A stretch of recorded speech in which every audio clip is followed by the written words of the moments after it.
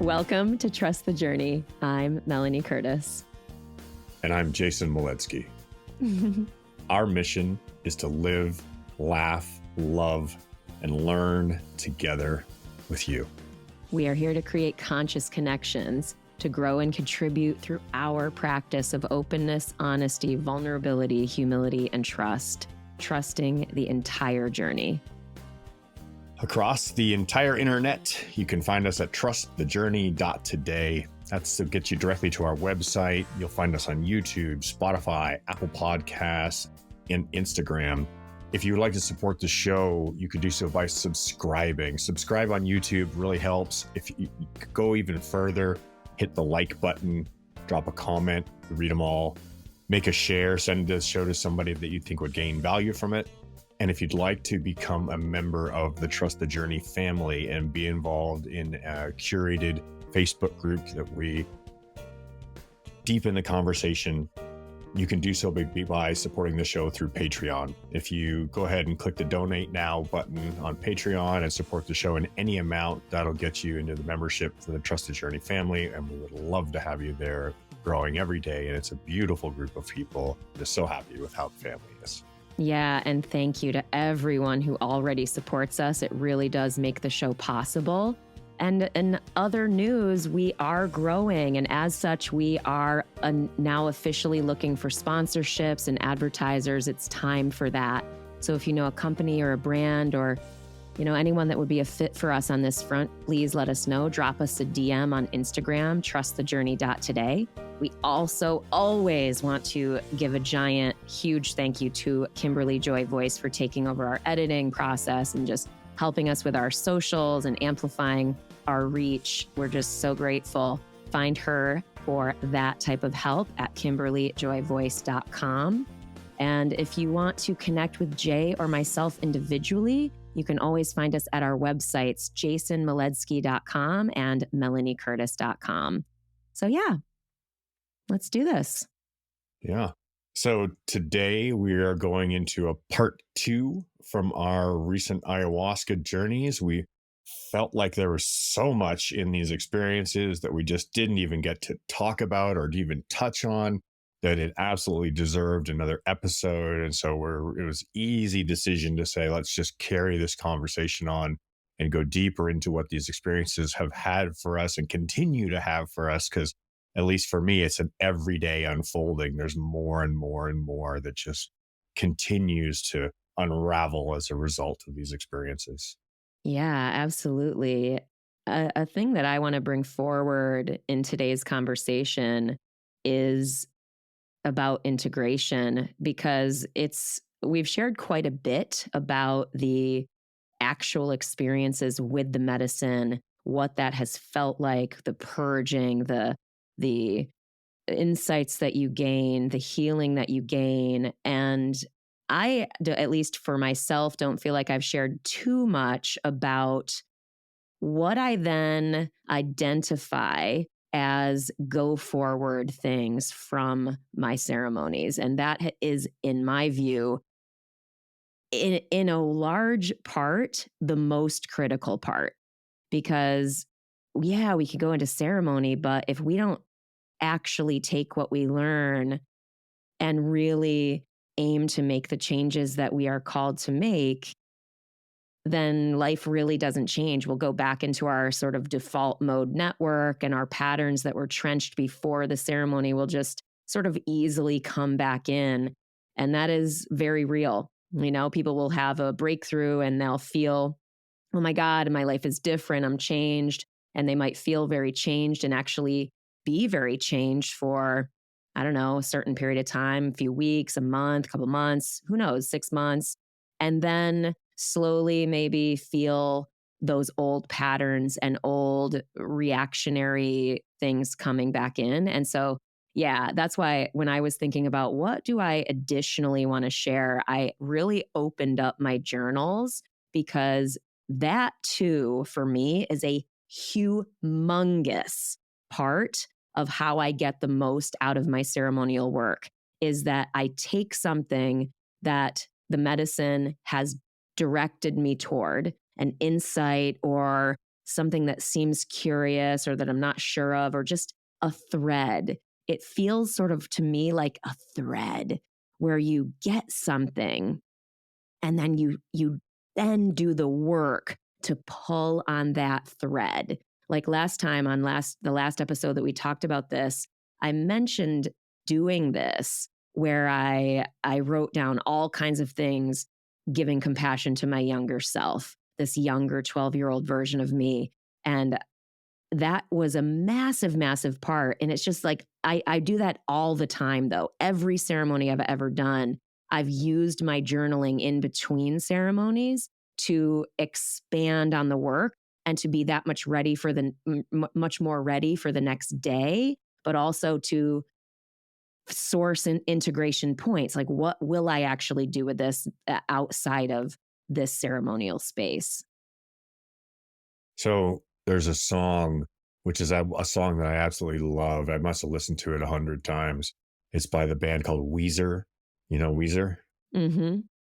So the song is called Sweater.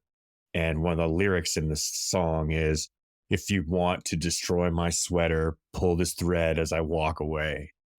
And I absolutely Oh, just adore this nice. idea of the sweater unraveling, right? Like I love the concept of like you just pull on that thread and the sweater just falls apart. Like it just fucking disintegrates. Like you're like, shit, this version of me, this idea of who I am, this sweater that I'm wearing that makes up, the version of me that you see, you pull that one thread and the whole thing just unlocks and it just Yeah. goes falling to the floor. And that lyric for me always had a lot of value in this deeper sense of like understanding that, it really is just all kind of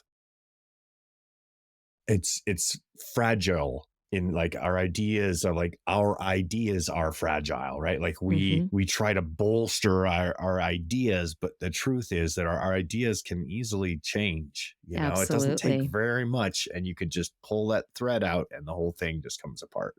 And that's a good thing, I think, in so Oh many fucking A respects, it is. Yeah. right? God damn. Yeah.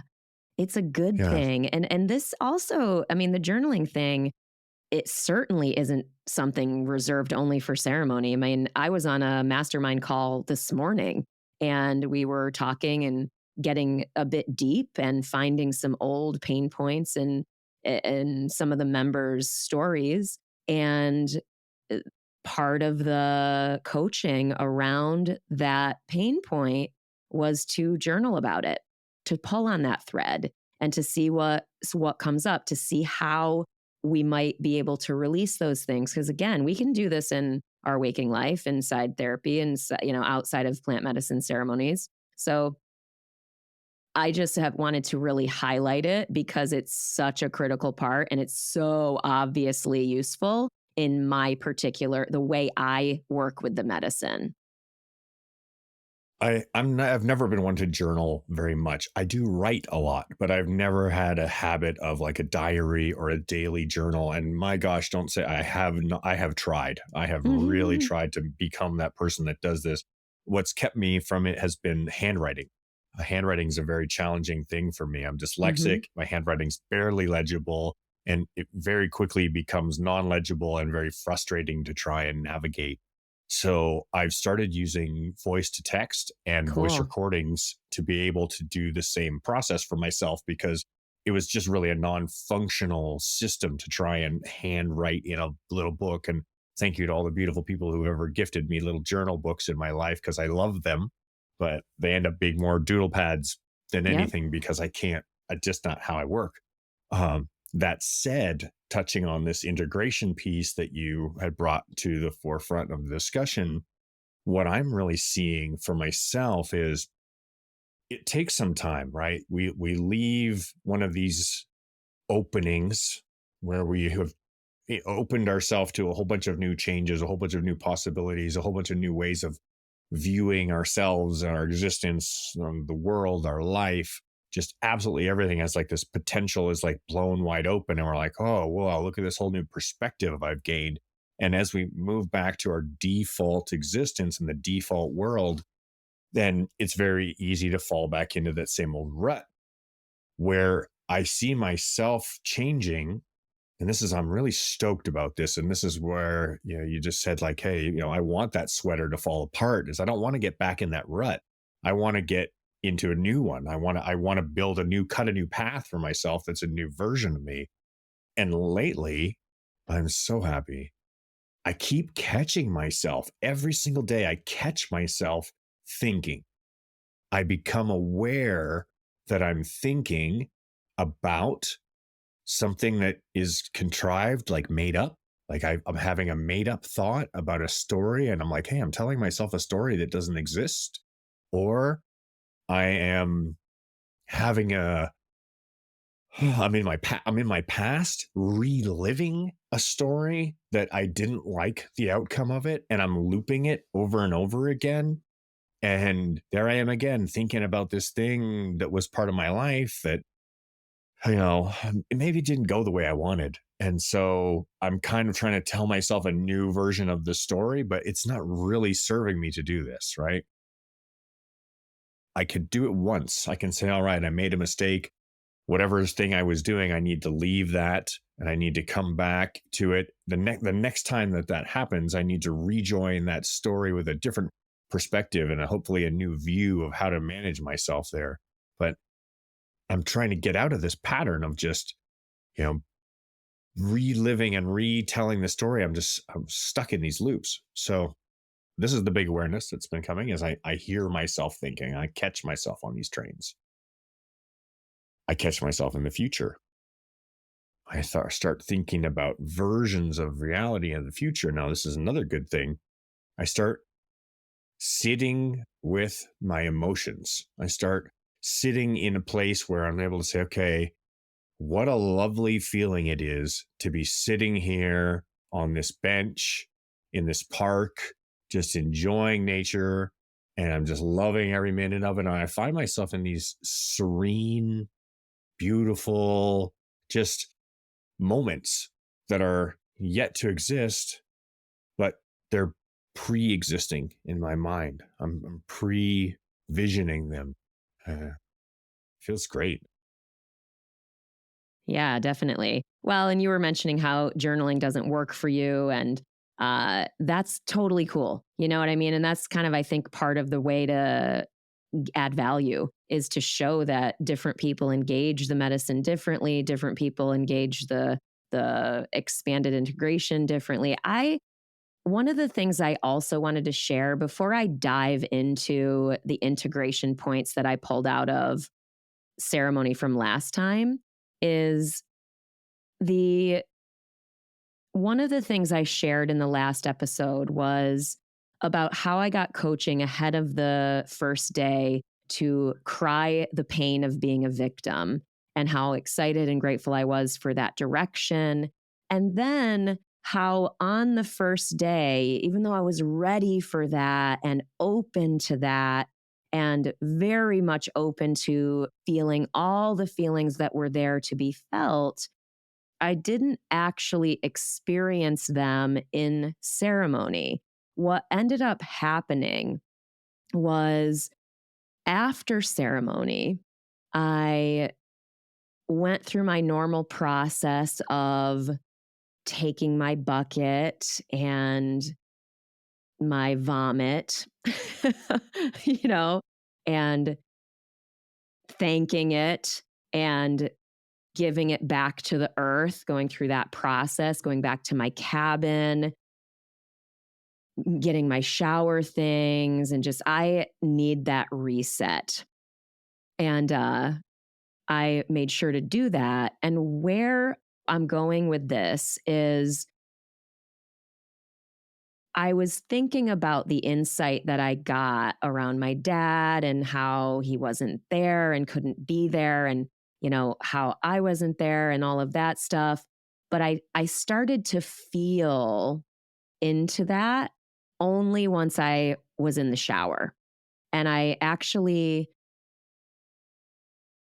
the nugget of emotion like didn't really start to come out until after. And that happens often in the sense that you might be expecting a big purge, like an emotional release inside of the actual ceremony, and it might not happen until later, either that day or the next day or a week later or whatever. I would say to anticipate that type of stuff. And that is actually where I sort of thought through it. And that's actually where I got hit in the face with my own part. That's like, I started to feel the emotion around my dad and that loss and that feeling around maybe not having that type of support and emotional presence in my life. But then the emotion really hit and really went for it, like really started to come out when I started to see how I wasn't there. And I know I mentioned that, but I think recognizing where that can happen, that it isn't always inside the ceremony is normal, and that we want to be allowing for ceremonial cries in our life when they might happen. Like, I was just reading through one of my journals, and this happened to me with something around one of my old friends, and there was a breakdown in this relationship, and it was very painful for me. And there was a lot of dissonance for a lot of years. And I ended up having this really, really powerful cry at just a random event that we were at the same event. And I just was challenged being around this person. And I let myself really, really cry to the point where it was like a ceremonial cry. Similarly, in a breakup that was last year, I did the same thing where I was able to really cry when I felt it need to come out.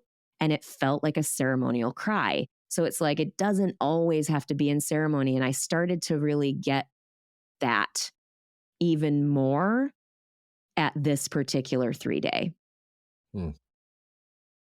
The crying is so important, right? I mean, Yeah, the that release of grief, of pain, of sorrow, of loss, all those like really triggered emotions and deep, deep feelings. I know for me, when I have wept and like really just wept, that release is absolutely critical to moving on to the next part of our lives that is not continuing to compartmentalize and suppress those emotions and carry them around like baggage. You know? absolutely. Yeah. Absolutely. Well, You what's there for you, my friend? I feel like I've been sharing a bit, and I will share more about my integration and what's come from my 3-day, but I'd like to hear more from you if you're feeling called to share something. I mean, I've made a bunch of notes. There's so much, right? Like there's this massive unraveling of pieces that's just infinite fractals of information.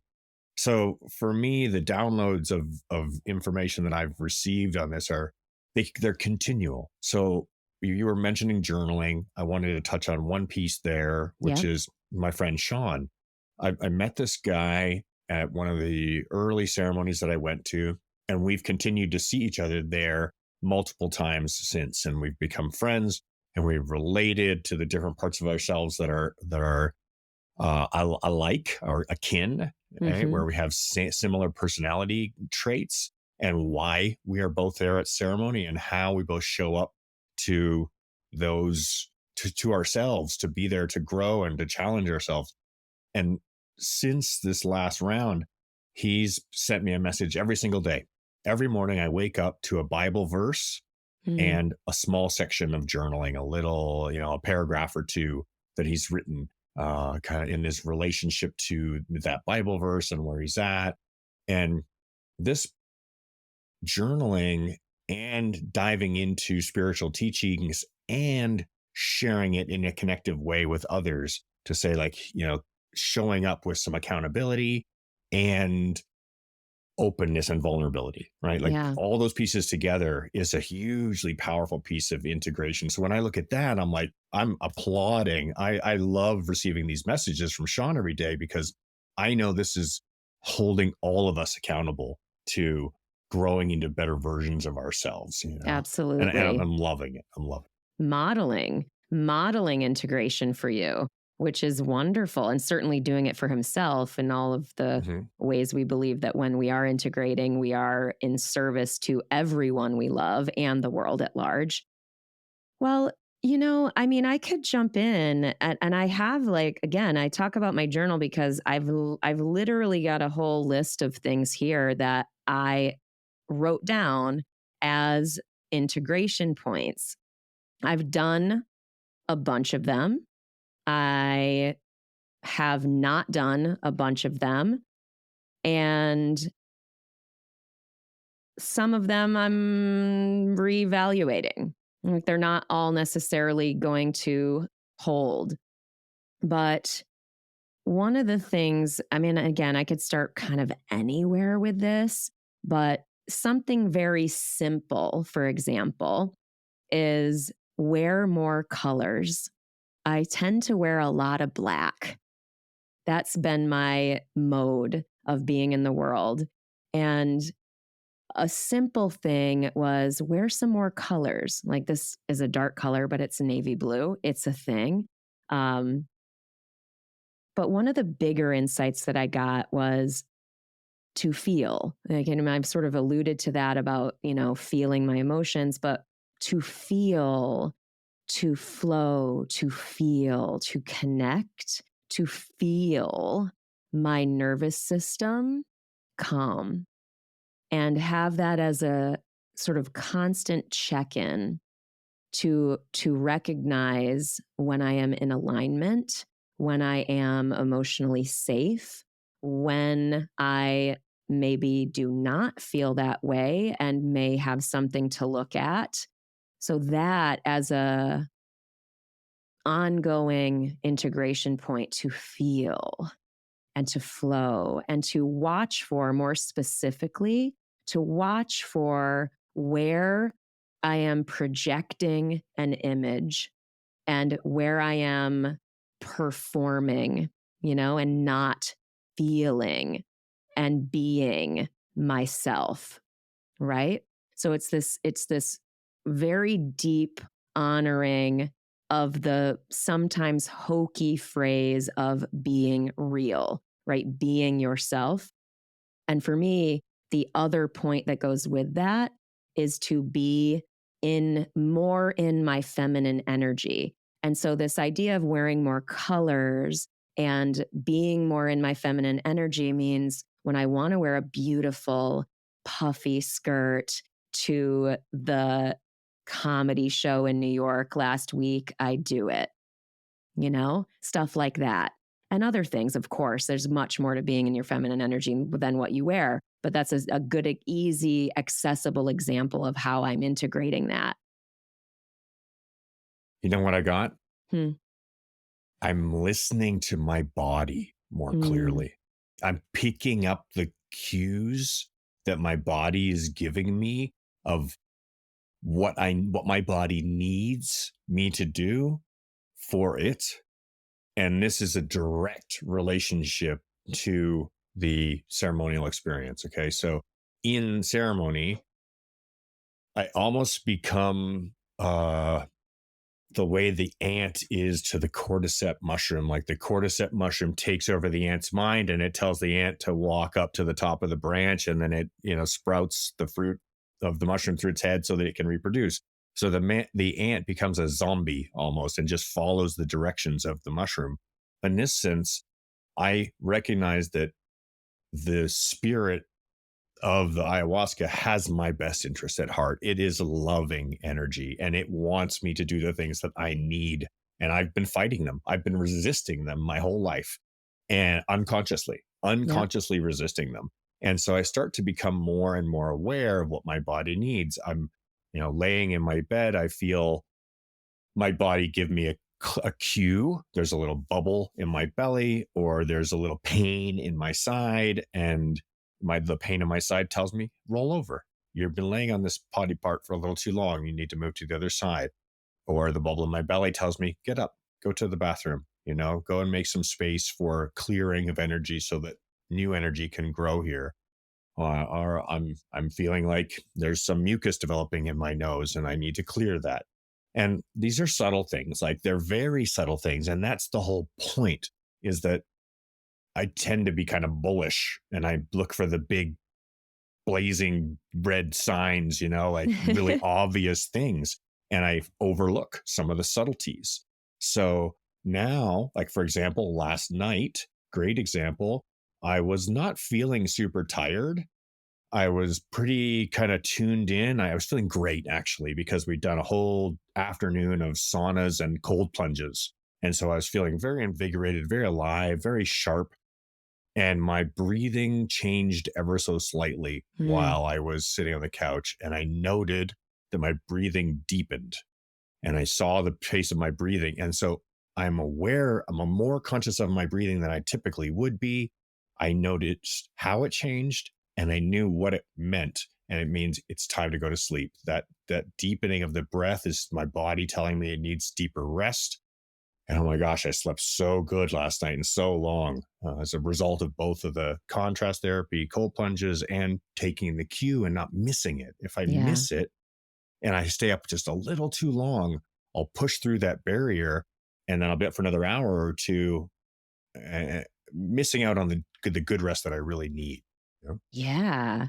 It's funny, psilocybin ceremony that I did years ago, and I say years, is probably 3 years ago, maybe 3.5 years ago, so not the way I emphasized years was a little much. Like a 3-year old, or I'm three and a half. Years ago. Yeah. Um, I got the same directive, listen to your body. I've gotten more specific directives from mushrooms as well to be with the hunger. I've shared about that in past episodes. Interesting though, very much, I feel like the medicine gets us very much connected, reconnected with our bodies in a very powerful way.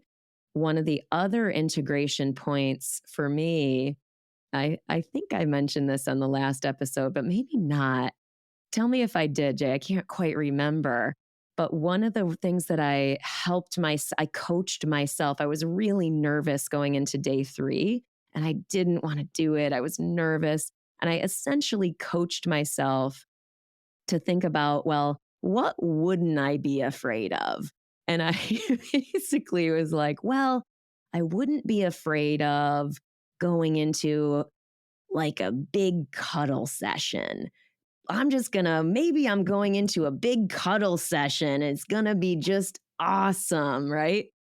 And that helped me cut the anxiety before Mm, going into day 3, being so exhausted and so super beat up in the most beautiful way from day 2. But that's an integration point that I took out of my 3-day, is to make intentional time for intentional cuddling.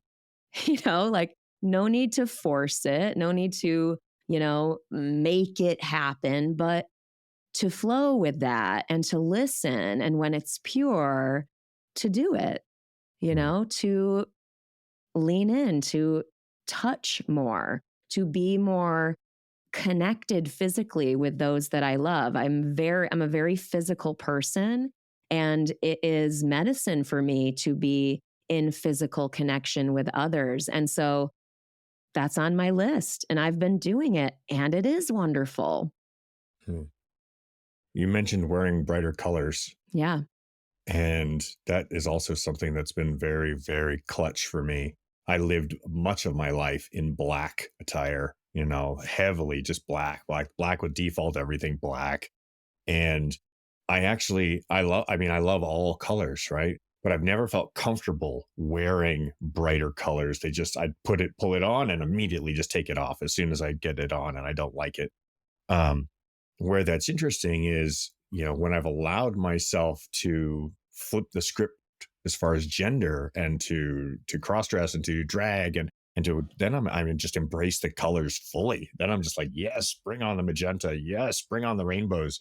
But in my masculine, form, in my default natural state of being, wearing white, what you see me wearing today has taken me years of confidence building, of getting to a place where I'm like, I actually feel good to wear this. And I look in the mirror Yeah. and I like how I look. And this is me. This is Hmm. me, you know? And same thing with my hair, like letting my beard get gray, letting my eyebrows go gray, hair. Like, I'm like, yeah, fuck yeah. I'm loving this. I'm loving it, And I was wearing a lot of gray the last few years. That's been my default color. And I Hmm. felt this transition where I'm like, oh, I've been heavily black for most of my life with a large part of my wardrobe. And I've been wearing more and more and more gray. And now there's white is starting to come in. And I'm Yeah. feeling this like I'm getting brighter. And so I want to explore this because it was in my mind yesterday. We all have a shadow, right? Like we have our shadow self, this part of ourself that is like our darkness. It's the things that are heavy that we're carrying around. And this is beautiful. This is who we are. This is this nature of being, right? But if the light is external to ourselves, we cast a shadow as the light hits us, right? But if the light emanates from within us, our shadow disappears. Totally. Beautiful. Yes, yes, yes. Yeah. Yes. I love that. Absolutely love that. It's so funny because Yeah. those integration things can be very small or they can be very broad. The insights are usually very concise and broad, and the integration points can be that broad mindset, that top of mind, keep that insight present in the foreground. How am I going to have it with frequency entering my conscious mind? And those things, like everything else, iterates over time. You know what I mean? And builds over time. Like, for example, this is a sort of broader, bigger insight that came from my work in this last 3 day that we're unpacking today, is to practice healthy love with my next partner. And Mm, that's very broad, right? So the reason that works for me is that I've done a lot of learning and a lot of work over the years on feeling anxiously attached. What does a healthy relationship, love relationship look like? What do healthy friendships look like? What do healthy work relationships look like? But in more the love relationship lane, I read a lot of things. I talk with my clients about these things. I share on my Instagram. I'm really in this work. I've Matthew Hussey is an excellent resource. The Instagram account, Your Diagnonsense, is an excellent resource relative to love relationships and those who are looking to transform old, painful, dysfunctional dynamics into healthy ones. And so I can say and have an integration point like this, practice healthy love with my next partner, and feel like I am equipped to do so. You know what I mean? That I need to keep this idea, this broad idea, top of mind, and I will be able to do it. You know what I mean? I won't, just like everything else, I won't be perfect by any means, but I can sit here today and say that this is true. This is happening, that I am it with my partner practicing healthy love as best as I can. You know what I mean? It's all a work in progress. Who knows what's going to happen with anything? But I like that this is something I am now willing to put as a forefront, as something in the forefront for myself to grow into. Because, and not that I haven't been doing that for a long time, but historically, I would have been embarrassed about it. I would have been ashamed that I didn't know how to do it. I would have felt all kinds of different things around why isn't this working for me? Right. And now that I've had such deep insights from this 3 day, of course, I'm like, yeah, cool. Now that I'm cleared of this 40-year pattern, and I know that if I'm not intentionally integrating, that my default, my old patterns can sneak back in. I don't want to have that happen. I want to make sure I have integration support and follow through on the list for myself. mm. It's awesome. Thank I'm you. really proud of the work that you've done. So being firsthand, like having this seat directly across the table from you, over the last 4 years has been just a privilege to watch the transformation and the growth and the change, and I'll be completely honest, I'm looking in the mirror, right? I'm looking at a you on my screen right next to my camera, and I see myself on the screen right next to you. And Yes. this has been our practice for quite some time. And I see the growth and the change in both of us. And anybody who's been Yes. listening is going for some time is also seeing that happen. And I'm Totally. so proud of us for this work. And where I find myself is my awareness is broadening. I find myself able to be detached, more detached from my experience until I choose to engage. So, what I mean by that is whatever things are occurring around me, to me, within me, in relationship to me, I can, they start to occur. I recognize that they're occurring, and then I choose rather than just simply reacting or becoming entangled with. Get to choose. So now I'm able to like see how I'm feeling in relationship to something, recognize the feeling that's coming up in my body and go, do I like the feeling I'm experiencing right now? Yes or no? Am I going to go further down this road or not? Yeah. And this is a becoming a conscious action, right? Like it's has been unconscious to myself for my entire life. And in the last few years, it's becoming conscious. And I'm seeing that in the simplest of communications. If somebody starts speaking to me or I'm engaging in conversation and I recognize the type of energy that they're bringing to the table and how that dialogue or monologue is going.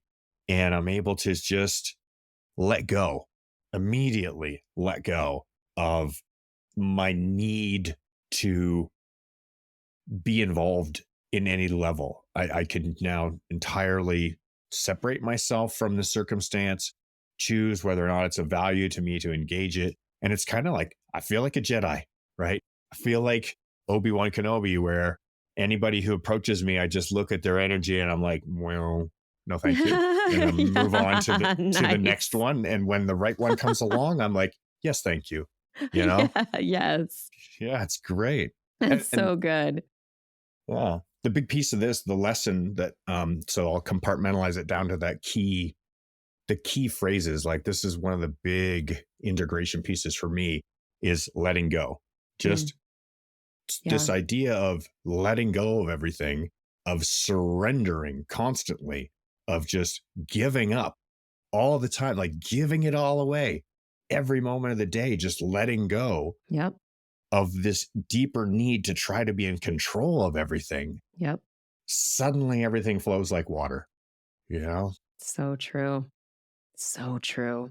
So interesting because again, my stuff is very much balanced in this, and balanced. I don't know if it's balanced, but there often tends to be flow and surrender and things like that.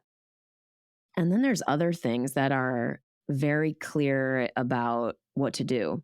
And I sort of alluded to that earlier, but for example, jump in mud puddles and play, right? That was one of the memories that I saw in my ceremony. When I was looking back and going through memory lane, I was seeing my brother and me jumping in mud puddles and fishing in mud puddles. And I remember that. It was so fun. And it was just this reminder, this simple reminder to play. Now, how this connects to me is that I need to really watch for overworking as Mm, a disconnection tactic, right? So it mm, is very clear. I have built businesses. I love my work. I work very hard and I am glad for that work ethic. And just like anything else, dose matters. If I overdose on that, then it becomes poison.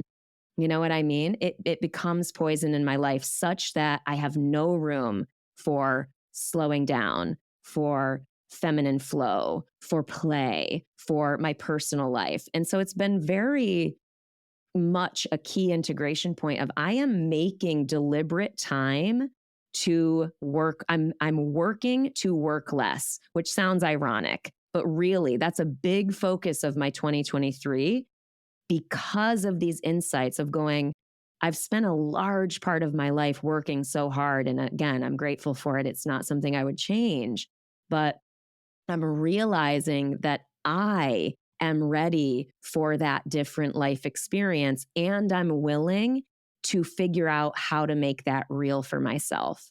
And so that's another integration point that I've taken forward is how do I work less, watching for that pattern, and then absolutely deliberately inserting play and new things. Like last night, I went to a figure drawing class, like where there's a model, nude model, and you're drawing their likeness. I've never done that before. And it was Mm, really fun. And I just wanted to try it and be a part of something and participate in something new. And so I went.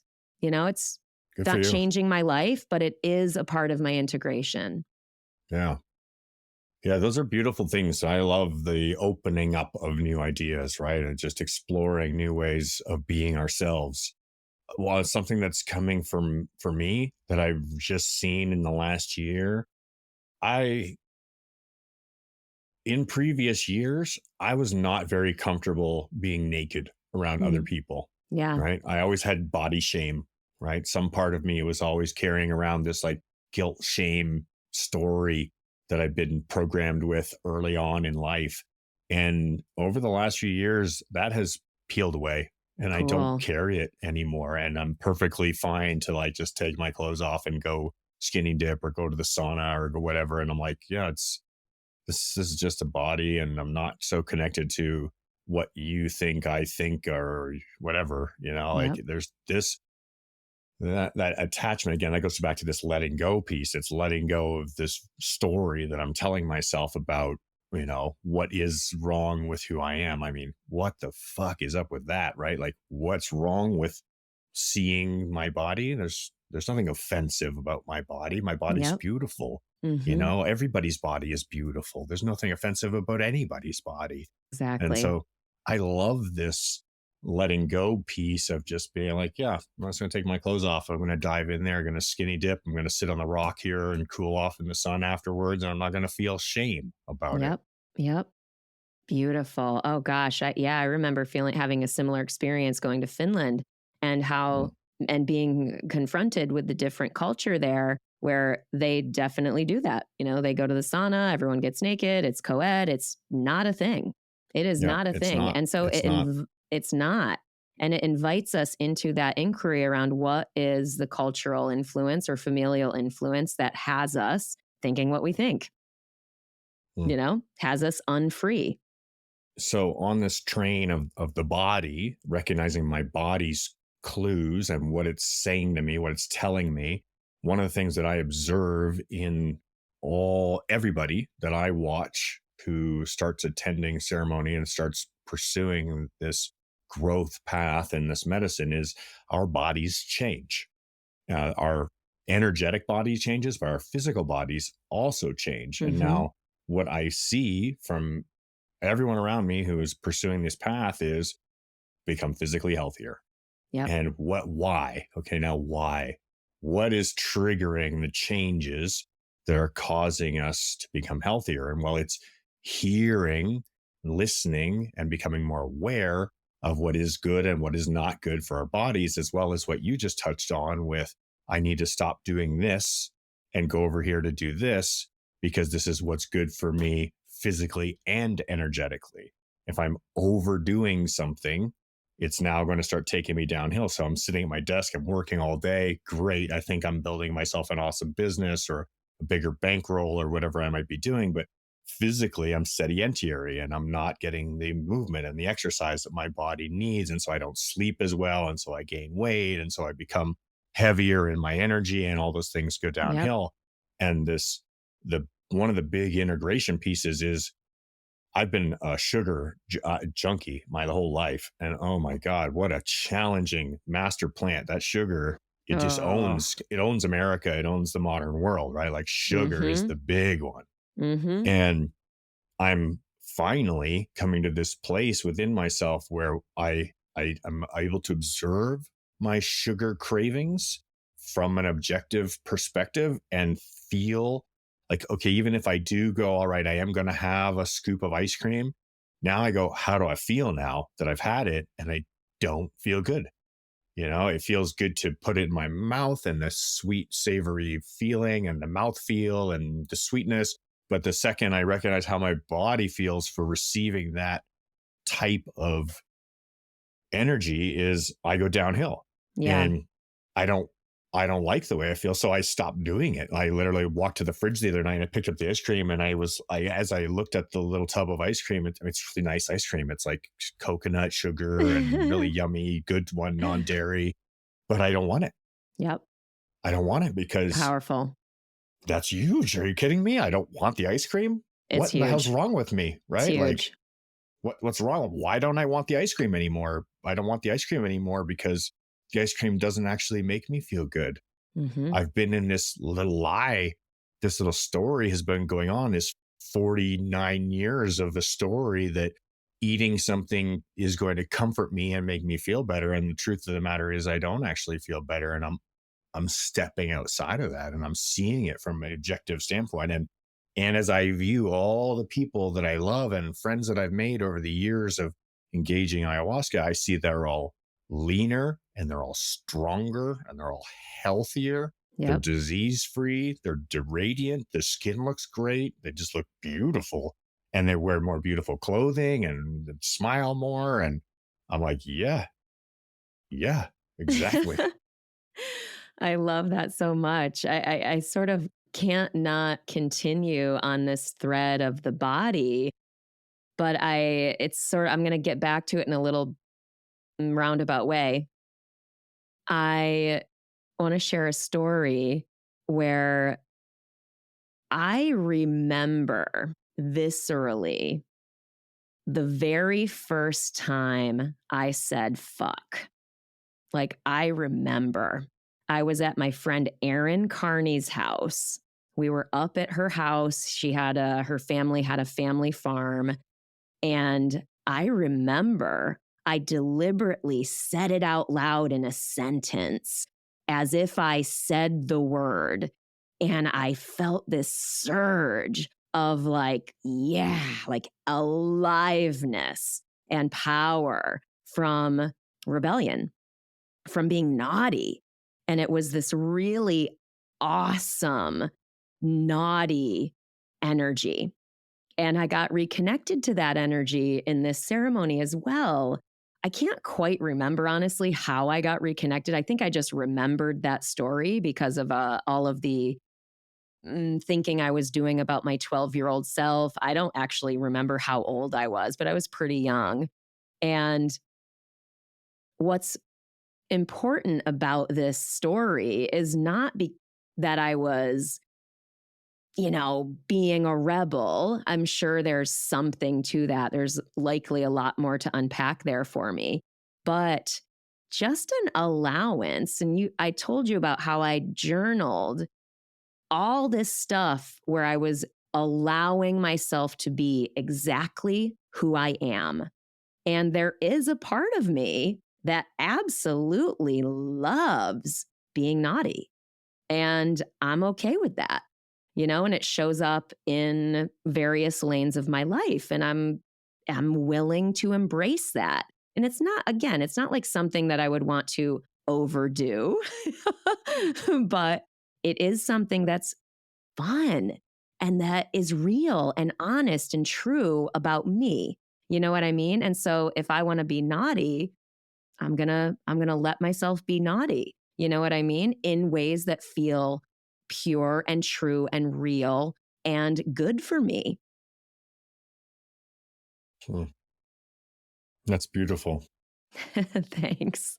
It's beautiful. I mean, there's curiosity involved in that. And there's playfulness. There's child mind, right? Yep, Like there's just truly like just all these beautiful energies that come along with it. And as long as we don't take it down a road that actually causes us mental or physical or energetic harm, you exactly. know, then it's just Yeah. play. It's play, It's right? play, and it is pushback on boxes that we are societally and familially painted into. It's definitely that, I mean, think about it.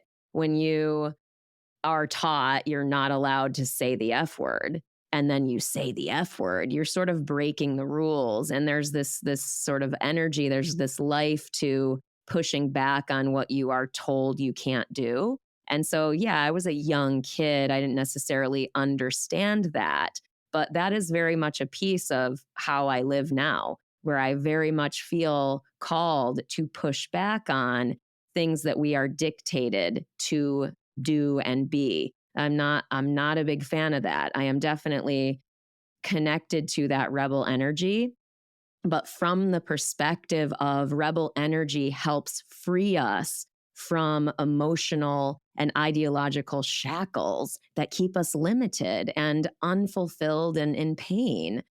So when we are more free to really be and express how we actually are, then we actually are those radiant, beautiful beings that you're describing. You know what I mean? I don't think it's anything more than that. It's like that's what the world actually should have for me, is my truly unencumbered, freely expressed self. All the great spiritual leaders have that kind of playful troublemaker Yeah, inside of them, exactly. like the Mischievous. yeah, the Dalai Lama is one of my absolute Totally. favorites to watch his childlike behavior and how he likes to just stir the pot whenever there's a chance. He's Totally. got his chopsticks or his spoon ready, just be like, and like we'll Totally. just mess that up over there. Like, I mean, that was all perfect. I drew it up. Be like, Like yeah, everyone is all like, zenned out and chilling, and he farts. It's so funny. it's true. Fart jokes never grow old. They never get old. The word poop No. is always funny. I mean, come on, let's be honest. Oh, so I want to share a little experience that I had recently, which is another example of both listening to my body and also breaking my programming of what is expected of me and how I would typically act. Um, for as if you've listened to this show, if you listen to the episode a while back of me unraveling a bunch of my love and sex programming, right? And how these two concepts for me became totally entangled. Well, I recently had a fun adventure with a friend, and we went out having some fun and exploring and on a little overnight trip. And there was some potential, there was potential for that friendship to maybe be something more. And I'm aware of that, but I'm also aware that I'm going to just listen to my body. I'm going to listen to what my body says, and not in this like lustful way of like, oh, I'm just purely going animalistic and like whatever my body wants is what I do. No, no, no, no. Right. It's whatever my body is more in tune with what my energy being needs. That's what I'm feeling is saying. So I find myself in a situation where there's interest for this relationship to possibly expand beyond casual friendship. And where I find myself is previous versions of me would have desired to have a woman's approval, to have a woman desire me. Both of those things were very important to my structure of how I valued myself. If I was externally valued by somebody else, that for my performance, and that's from my deep parenting childhood performance pieces where I would always have to be the performer for my mother. And then as I got older, that rolled into my sexuality and my versions of self and how I would have to be performers for other women. And now I find myself at this place where I'm like, yeah, this is a beautiful person and a beautiful opportunity, but I don't feel the need to be validated externally. I don't feel the need to perform, to have my own self worth and my own validation. I'm validated just in who I am. And I'm able to just listen to where my energy is within myself and say, is my highest purpose served by moving closer to this relationship?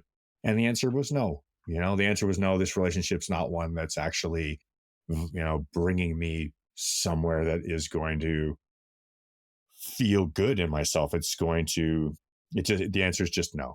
And I have no problem being in that answer and just recognizing it and being at peace and completely content with that. Freedom, Yeah, totally. freedom. Yeah. That is beautiful and so powerful to feel the difference. And that's also another thing that about ceremony is that then you have experiences like the one that you just described after. And that is us starting to collect the evidence and the experience that will help us be that much more defaulted to those new ways of being. You know what I mean? So, God, good on you, Jay, seriously, for doing that work. The whole, if the, being directed to listen to your body and then actually doing it and recognizing I'm in a situation that could easily be a default old choice. And Awesome. I consciously chose when the universe presented the opportunity, said, okay, here's an opportunity that likely has this challenge coming to you. Like, this is a very likely outcome. And Yep. I accepted and received this from the universe as a growth point to say, okay, I know that this is going to be a valuable experience, and doesn't have to be painful. It doesn't have to be like go down some inevitable road of like a challenging experience in the end. It can end up simply being a beautiful experience. And just that simple conceptual idea of flipping the switch from it always has to turn out to something hard to no, it can actually just be something really, really simple and really Yeah. nice and doesn't have to be Yeah. anything else. Oh, love that. Love that for you. Love Thank it. you. It's amazing. That's the thing. Why do we talk so much about this work?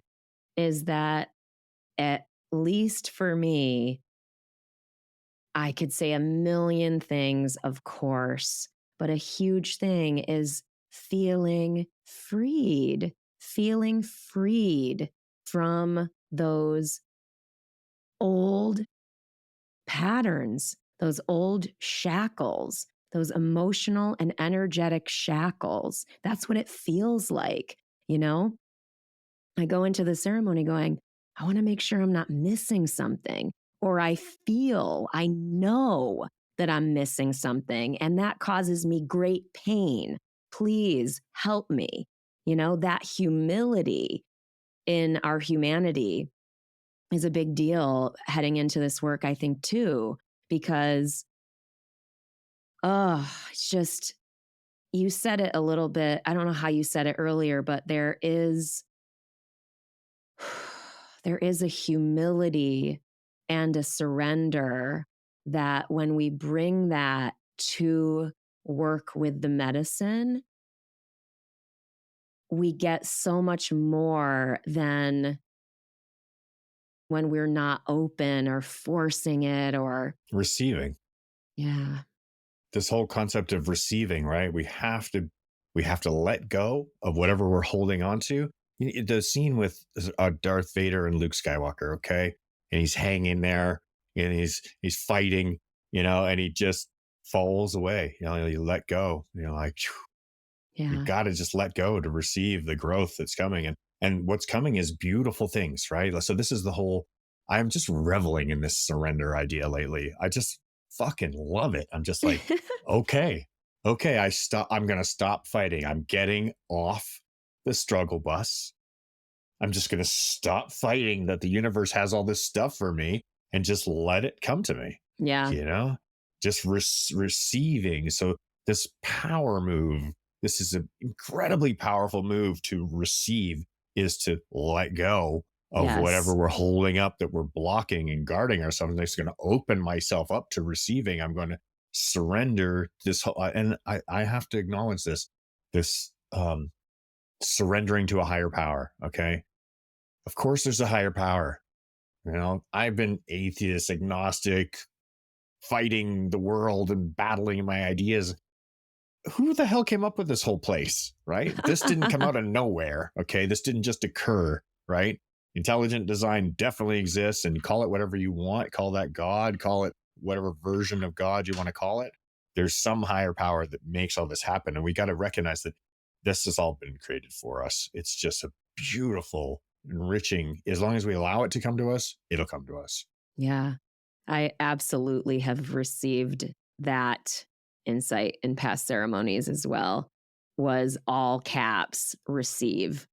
And it was given to me more than once, very clearly directed, receive. And interestingly, that was before I ever did ayahuasca. It was with psilocybin. And Mm-hmm. that directive allowed me to lean into love relationships in that I was in then, that led me to the pain that I needed to feel in order to be motivated to go and meet ayahuasca. And seriously, like, think about it. I've been working on this love relationship thing for a long time. And the only reason I brought my work with love relationships to this last 3-day was because I had vast humility, because I was like, I feel amazing. I'm in a really great connection. I feel the best I've ever felt. But with that humility, I was able to go to it and go, I just want to know if there's more. Is there more that I'm not seeing? Is there more that I can heal here? And with that question, with that surrender, with that humility, I cleared the 40-year pattern that was literally blocking me in every single relationship that I have ever had. Like, seriously, it's a Incredible. very, very big deal. It's awesome. Yeah.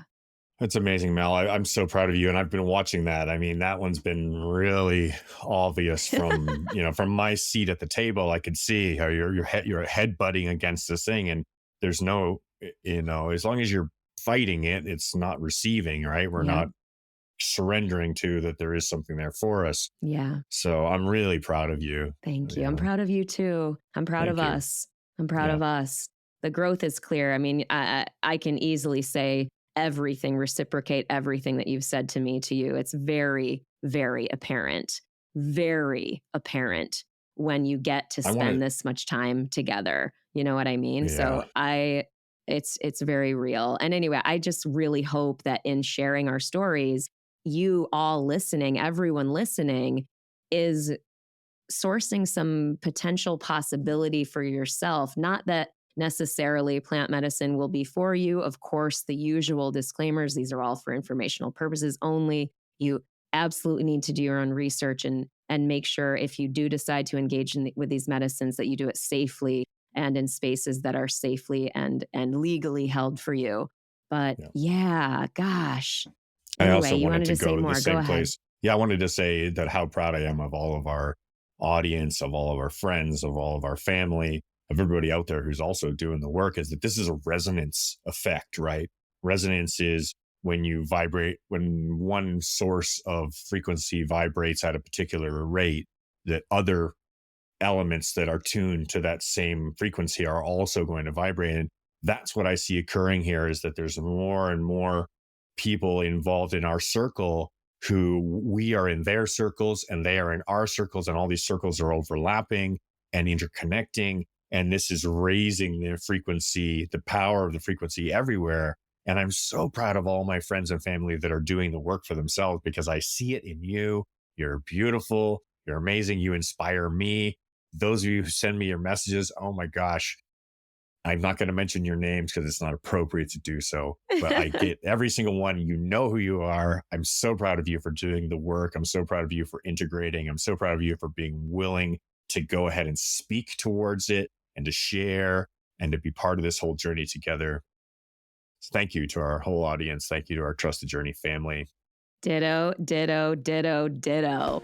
And as always, fam, please join us in the Trust the Journey family if you want to. Again, it is a really good integration space, whether you're doing work with plant medicines or not. Go to trustthejourney.today. There's a button, Patreon. Join us. Any amount will get you in there, and we welcome you. We really welcome you.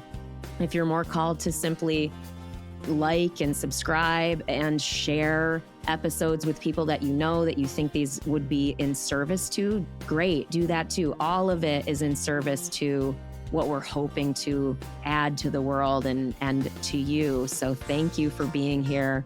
We love you. Jay, anything before we close? Keep laughing, keep loving, and keep trusting the journey. Yes. Love you guys. Love you.